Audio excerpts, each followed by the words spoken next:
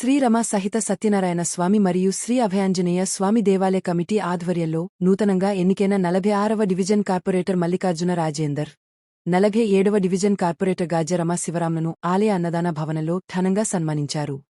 ఆలయ అర్చకులు, కమిటీ సభ్యులు పూలమాలలు వేసి స్వామివారి శేషవస్త్రంతో సత్కరించారు.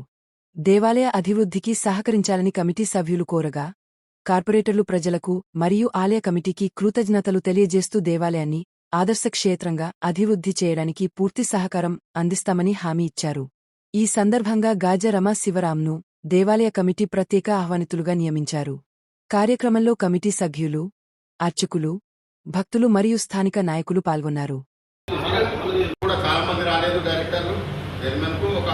అనుకోకుండా ఆ కార్యక్రమం అంటే ఎవరికి వచ్చినా కానీ కూడా వెళ్ళవలసింది. అది అటువంటిది ఇంకా చాలా మంది డైరెక్టర్లు రాలేదు. ఇక్కడ ఎందుకు రాలేదో కూడా ఒకసారి ఆలోచించుకోవాలి. మనం అందరం ఇది దేవాలయం, దీనికి ఏం రాజకీయం కాదు.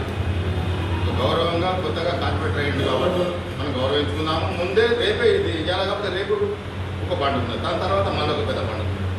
దీంతో మనం మీటింగ్ అనేది ఒకసారి మళ్ళీ ఒకసారి ఫోన్ చేయండి. రేపు ఈవినింగ్ సాయంత్రం ఈ పండుగ సందర్భంగా అంత కమిటీ అంతా తీర్మానం చేసింది మీటింగ్ అని చెప్పిందని చెప్పండి. రేపు వీలవుతుందా, ఎల్లుండి వీలవుతుందా అంటే ఎల్లుండి పండుగనేనా కాదు. అయితే రేపు బట్ట వారిని సన్మానించడం జరిగింది.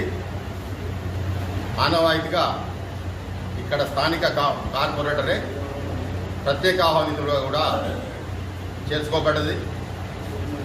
దీన్ని గమనించి కార్పొరేటర్ గారు ఆలయానికి అన్ని విధాల సహాయ సహకారాలు చేస్తారని వారిని ప్రత్యేక ఆహ్వానితులుగా తీసుకున్నాము.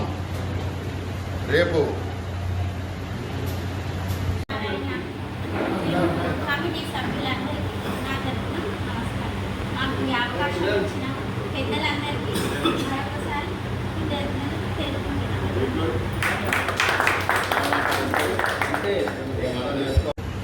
ఇరవై 27 నాడు శ్రీరామనవమి ఉంది.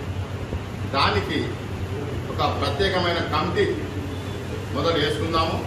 దానికి దాతలను ఎన్నుకుందాము.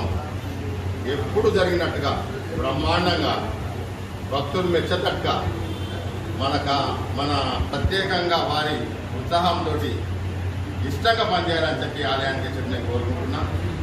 ఇది నా ఆహ్వానాన్ని మన్నించి మీరు ఈ మీటింగ్ కార్పొరేటర్ శ్రీమతి శ్రీ గాజ రమ శివరాం గారులకు దేవాలయం కమిటీ ప్రత్యేక ఆహ్వానితులుగా కొనసాగేందుకు ఏకగ్రీవంగా తీర్మానం చేయడం జరిగింది.